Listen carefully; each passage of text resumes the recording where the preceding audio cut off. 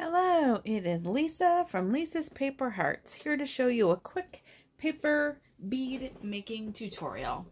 Originally, I had planned on doing this live on YouTube.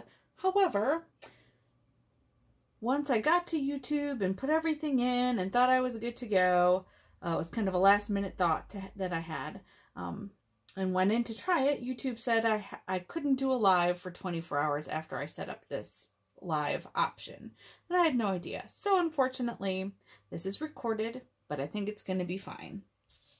I did do this also live on Facebook, but I didn't use my phone. I used my regular video camera. The quality wasn't really what I was happy with either, so I really wanted to be sure the quality that I did would be good for you today. First, I'll start out by showing you some paper beads that I've made in the past. This is a shell. Take that out. So here they are. You can see they're a little bit shiny. They're multicolored. They vary in size a little bit. Here's kind of a smaller one versus this one here is a really big one. See? And they're shiny and just kind of fun. And I had made a whole bunch of these way back, and I gave a bunch of them to my son when he was small.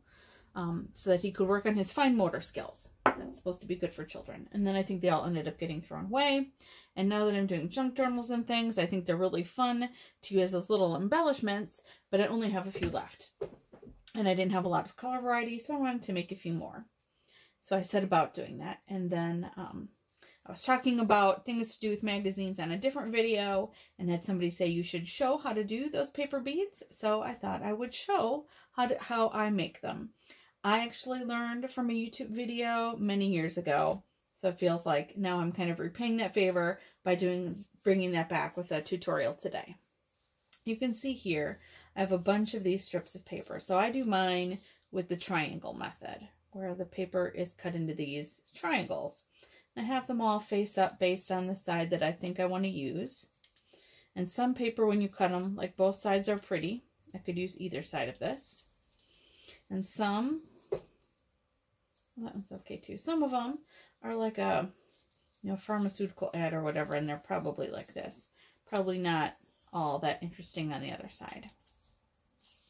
I like to use pharmaceutical ads, especially because they don't have any other elements that I might use for collage.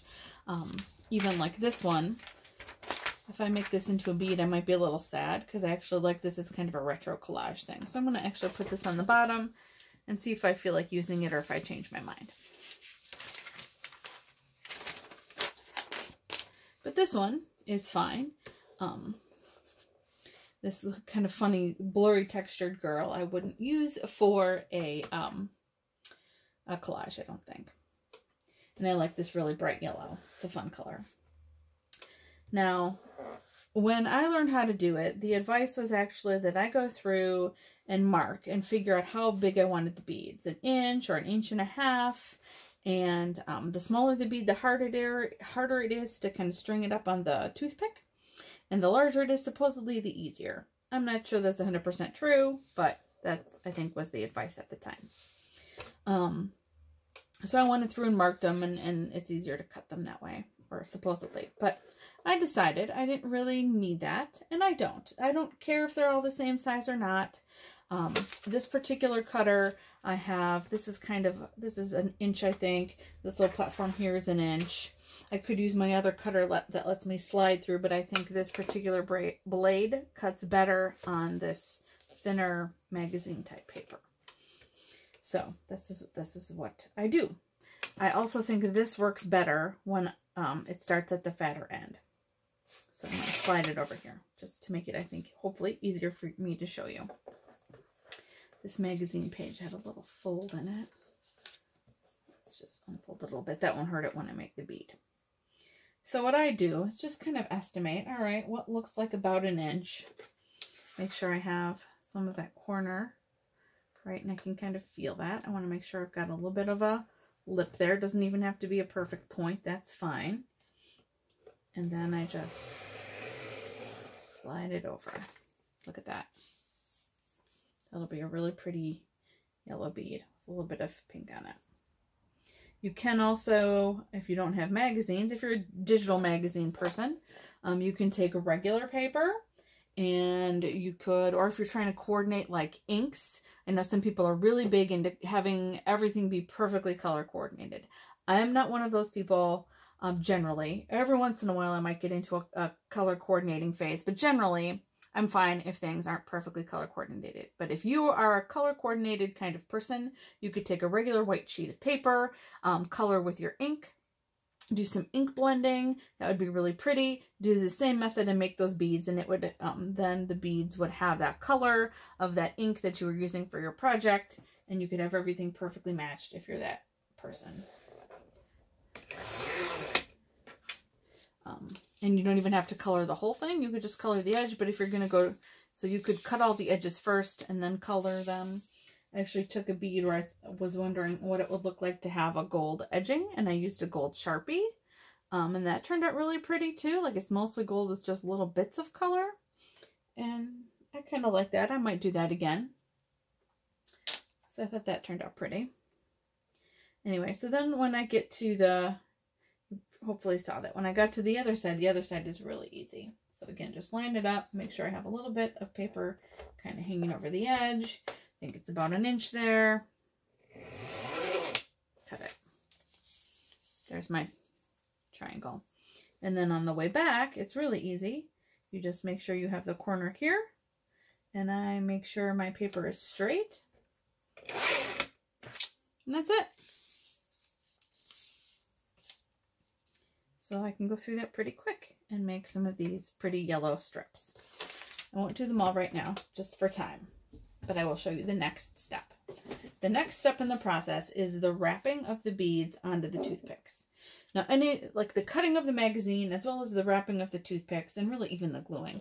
These are all things that I could do if I were sitting somewhere, maybe partially watching TV, listening to a podcast. I like to do it when I'm doing that, but this is something where I don't have to pay full attention 100% of the time. I could be looking around, watching something on YouTube or whatever. You know, hanging out with my family, not hiding in my craft room like I am right now. And could do that. So to get this started, which is really the hardest part, I like to kind of get it on the toothpick a little bit, and then I actually make a little fold in there. I don't know if it helps or not, but in my head it does. And then you just start wrapping it. And in the very beginning, I feel like it's the hardest part because you want it on there tight. You want to try and make sure it's kind of wrapping around smoothly, that you're getting it so that the point is going to kind of end up in the middle and you don't have it really crooked. So that's the hardest part. I'm not a knitter or a crocheter, so I like to compare it kind of to that, right? Where this is the part where you have to actually be watching, paying attention, kind of working with your hands a little bit. Once I get it going, it should be fine.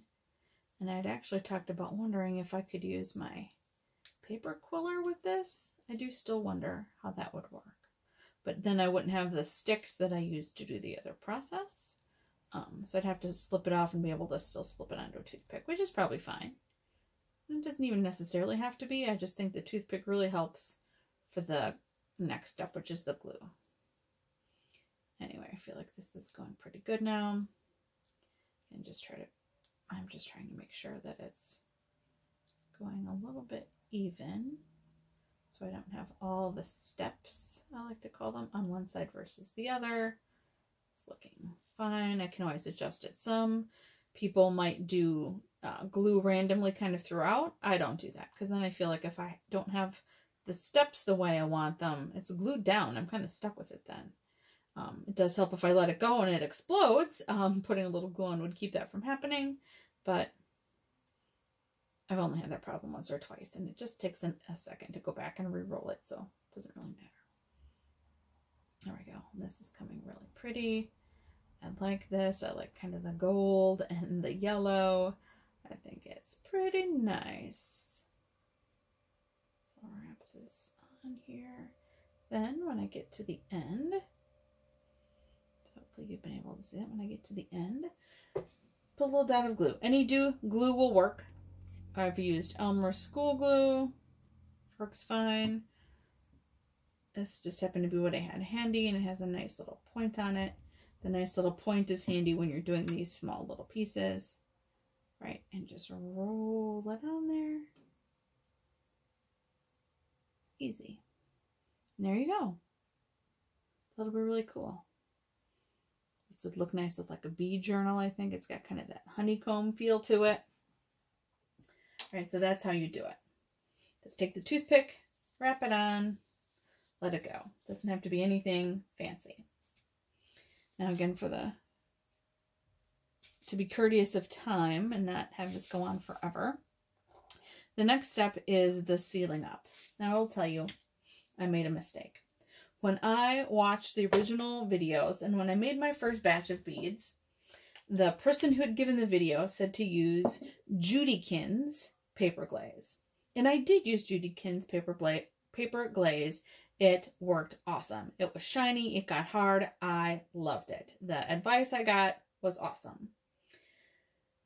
Now this I've had for a while. I don't remember if I grabbed the wrong thing. This is Aleene's paper glaze. I don't remember if I grabbed this because they didn't have the Judykins at the time, which is possible, or if I didn't read it carefully, or how I ended up with this instead of the Judykins. But I did. I have Aleene's instead of Judykins. Now Aleene makes tacky glue. I love their tacky glue. Wonderful stuff. This, for what I'm trying to do, it is not working out.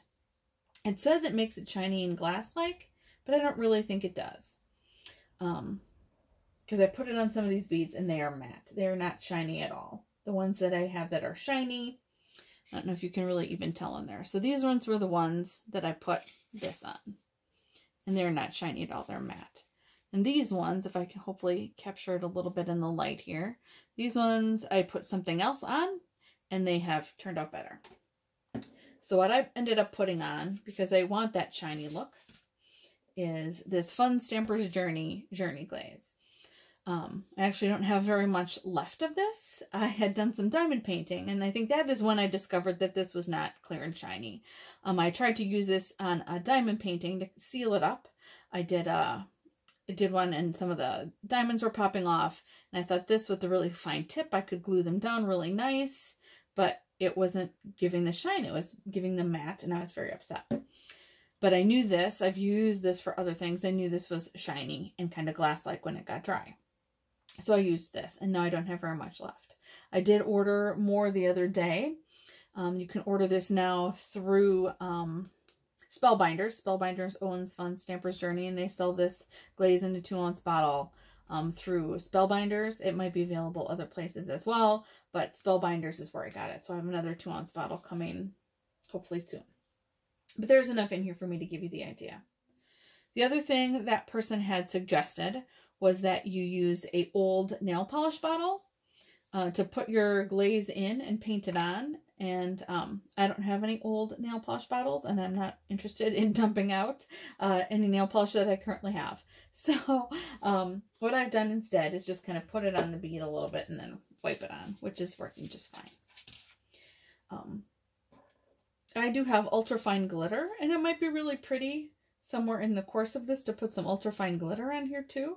I'd want to be careful not to put too much on, because then it would just be a glitter bead. That's could easily happen, which wouldn't be terrible either. But I have made some where I've sprinkled really fine glitter on it, and that turns out kind of cool. But I like at least one coat of the glue. So with this Fun Stampers Journey glaze, same thing with the Judykins paper glaze. It's about 3 coats, I think, before it gets smooth and has that bead look and doesn't have that whole paper look with the ridges that you can really feel and see.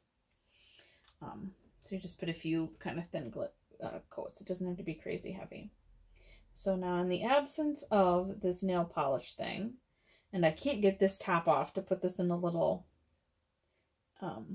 container. I think when I made them originally, I just put them in a little container, or in a smaller container with a brush. So in the absence of that as well, because I can't get that top off, it is glued on so well. I'm just putting a little bit on and using a paintbrush, and it's working perfectly fine. And I'm not getting a dish dirty that I have to clean. It actually, I think, saves on some of the glaze because I don't have it collecting in a bottle. So I'm totally fine with it.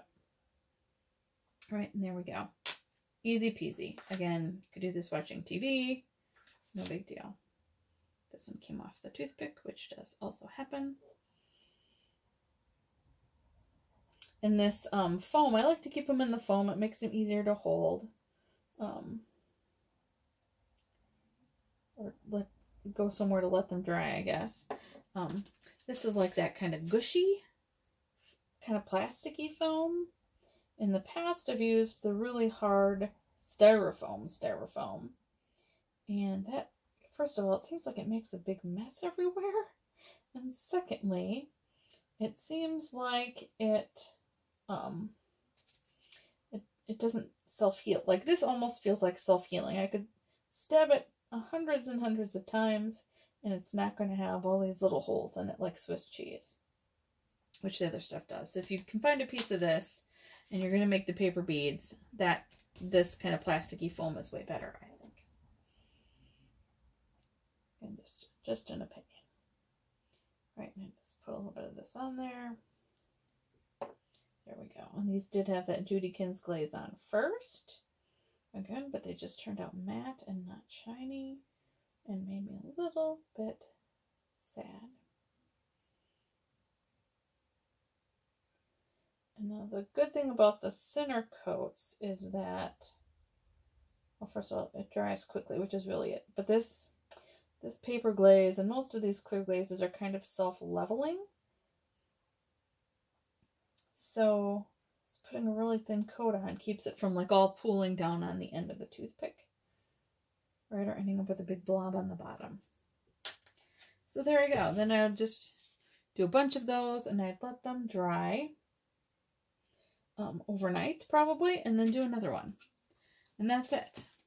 And I'm gonna do this one now, this kind of cool Sharpie colored one, just because I think that would be fun.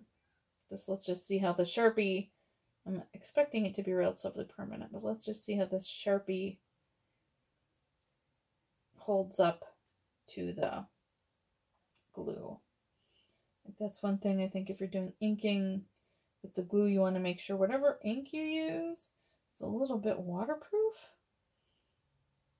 because it would be really sad if you were trying to do ink in different layers and you ended up having something that just bled and that just turned out to make like a cloudy, weird glue thing full of muddy colored ink. So that would be sad.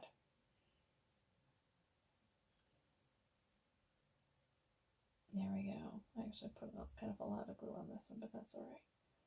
I'm just going to keep spreading it out a little bit for an extra minute. Just again to try and make sure it doesn't get too puddled one side or the other. And I think in the past when I had done it with the Judykins, I would do it this way and then I might flip it over and do it the other way, so that if it was sliding a little bit, it again kind of self-levels itself. Oh, I can't even brush a little bit more because I just dropped it. There we go. Right now I have lots of extra on here, so I'm going to do this little small one. So that's it. You find your magazines with colors that you like. They could be kind of multicolored, like this one has some striping kind of look to it, which I have some in there that would give that striping look. You could have ones that make a really solid look. You could decide you wanted to add your own color with either like a marker like I did, or inks or what have you. So lots of options just to make these really fun little beads. If you're at the craft store wondering what glue to put on, it's Judykins paper glaze, not Aleene's. But if you use a different glaze product to do your other mixed media projects and you know it turns out glassy and shiny, it would probably work. I bet I could even, let's give it a shot because I'm curious. I'm going to use the same paintbrush, which is always dangerous, but I wonder if I could even use the Nuvo crystal drops. This is the Dry's Clear. That kind of looks like water. So let me actually wipe this off a little bit here just to not totally cross-contaminate. Let's just try one with this. This I think is, well, I know is a little bit thicker than my Diamond Glaze. Or the Journey Glaze, I guess. It's definitely thicker than the Diamond Glaze. But let's just try it. Then maybe you don't have to do as many coats. I'm not sure. And it's not overly thick. This might work. This is going to be a fun little experiment. It's not Try It Tuesday, but I'm going to try it. Yeah, it's definitely thicker. So it's a little bit harder to put on. I will say that. But again, this kind of self-levels too, and I know it dries thick and glassy. Right, maybe, like I said, it's going to let me put it on a little bit thicker. I don't have to do as many coats, which I'm kind of okay with that.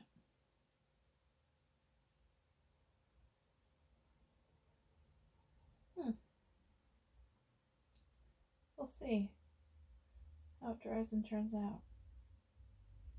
It's not the worst idea I've had. Or is this going to end up too bumpy and maybe not smooth out enough? I don't know. We'll see.